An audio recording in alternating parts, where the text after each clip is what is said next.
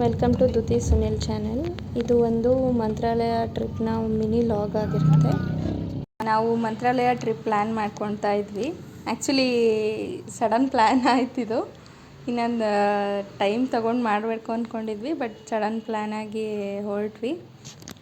ನಮ್ಮ ಅಕ್ಕ ಅವ್ರ ಮನೇಲಿ ಎಲ್ಲ ಅಡುಗೆ ಎಲ್ಲ ಮಾಡಿಕೊಂಡು ತೊಗೊಂಬಂದಿದ್ವಿ. ಅಲ್ಲಿ ಅಷ್ಟಾಗಿ ಹೋಟೆಲ್ಸ್ ಎಲ್ಲ ಕನ್ವೀನಿಯೆಂಟ್ ಇಲ್ಲ, ಬಿಕಾಸ್ ಹೈವೇನಲ್ಲಿ ಹೋಗೋದ್ರಿಂದ. ಇಲ್ಲಿ ನೋಡ್ಬೋದು ನೀವು, ವೆರೈಟಿ ಆಫ್ ಫುಡ್ ಮಾಡಿಕೊಂಡು ಒಂಥರ ಚೆನ್ನಾಗಿತ್ತು ಟ್ರಿಪ್. ಇಲ್ಲಿ ನೋಡ್ಬೋದು ನೀವು, ಚಪಾತಿ, ಎಣ್ಗಾಯಿ, ಸೊಪ್ಪು ಕಾಳು ಪಲ್ಯ, ಪುಳಿಯೋಗರೆ ಎಲ್ಲ ಮಾಡಿಕೊಂಡು ತೊಗೊಂಡೋಗಿದ್ವಿ. ಅಲ್ಲಿ ಹೋಟೆಲ್ಸ್ ಅಷ್ಟಾಗಿ ಸಿಗಲ್ಲ, ಬಿಕಾಸ್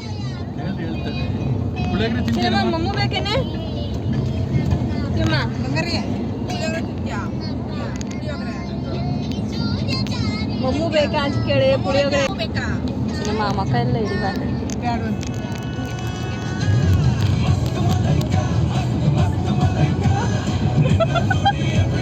ನೋಡ್ದ.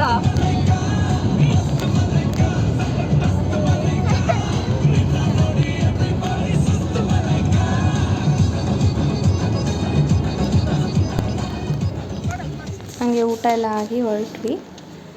ಸೊ ಆನ್ ದ ವೇ ಹೋಗ್ತಾ ತುಂಬ ಚೆನ್ನಾಗಿತ್ತು. ಫ್ಲವರ್ಸು, ಕಲರ್ ಫ್ಲವರ್ಸ್ ಎಲ್ಲ ಚೆನ್ನಾಗಿತ್ತು.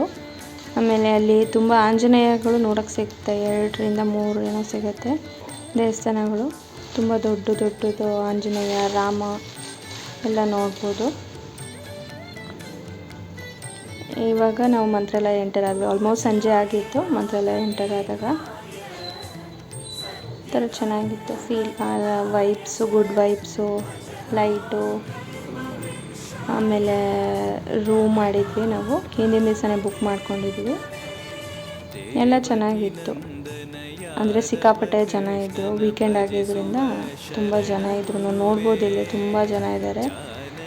ಈ ದಿನ ಸ್ಯಾಟರ್ಡೇದು ಇಷ್ಟು ಜನ ಇದ್ದಾರೆ. ಸಂಡೇ ಇನ್ನೂ ತುಂಬ ಜನ ಇದ್ದರು. ಅಲ್ಲಿ ಮಾರ್ನಿಂಗೆ ತುಂಬ ಜನ ಇದ್ದರು. ರೂಮಿಗೆ ಹೋಗಿ ಫ್ರೆಶ್ ಅಪ್ ಆಗಿ ದೇವಸ್ಥಾನಕ್ಕೆ ಬಂದ್ವಿ ನಾವು ಇವಾಗ. ಸೊ ಇದೆಲ್ಲ ಹಿಸ್ಟ್ರಿ ಮ್ಯೂಸಿಯಂ ಥರ ದೇವಸ್ಥಾನದಲ್ಲೇ ಇಟ್ಟಿದ್ದಾರೆ.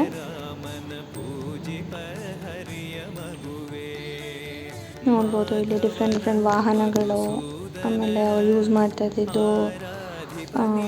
ಹಾಸನಗಳು ಎಲ್ಲದನ್ನು ನೋಡ್ಬೋದು.